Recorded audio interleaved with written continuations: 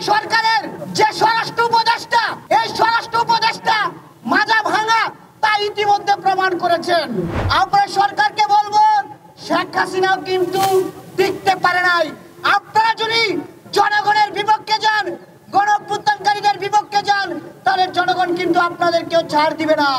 গতকালকে আমাদের সহযোগিতাকে নির্মমভাবে আক্রমণ করা হলো, সেখানে কোনো পুলিশ সদস্যকে দেখা যায় নাই। তাহলে আজকে এখানে কেন পুলিশ সদস্যটা আমাদের প্রশ্ন।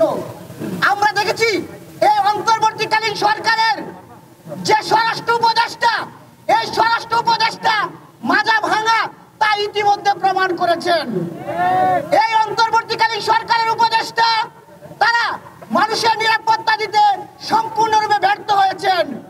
আমরা দেখেছি গত কয়েকদিন আগে একটি ভিডিও ভাইরাল হয়েছে, সেটি হচ্ছে এই 5ই আগস্টের পূর্বে র‍্যাব 10-এর যিনি অধিনায়ক ছিলেন ফরিদ উদ্দিন, তিনি যাত্রাবাড়িতে একটি অদ্ভুতপূর্ণ বক্তব্য দিয়েছিলেন, সেটি গণমাধ্যমে এসেছিল।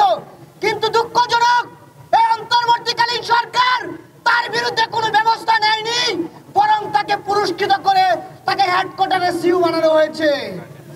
আজকে বিপ্লবের অংশগ্রহণকারীদের উপর বিভিন্নভাবে হামলা করা হচ্ছে, বিভিন্নভাবে ভয়ভীতি দেখানো হচ্ছে।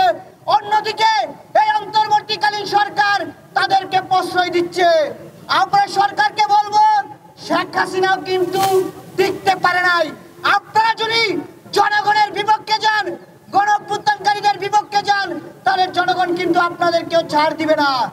আমাদের উপর যারা হামলা করেছিল গতকালকে, আমরা দেখেছি তারা কোথায় রয়েছেন, তারা হাসপাতালে আছেন। আমরা চাইলেই গতকালকে তাদেরকে সেখান থেকে পিটাতে পারতাম, কিন্তু আমরা আইন নিজের হাতে তুলে নেয়নি।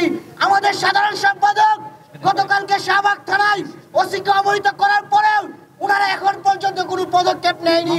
ওনারা হাসিনার মতোই যে প্রশাসন ছিল, আমরা তদন্ত করব, আমরা দোষীদেরকে ব্যবস্থা নিব, সেই আশ্বাসের ঝুলি দেখিয়েছে।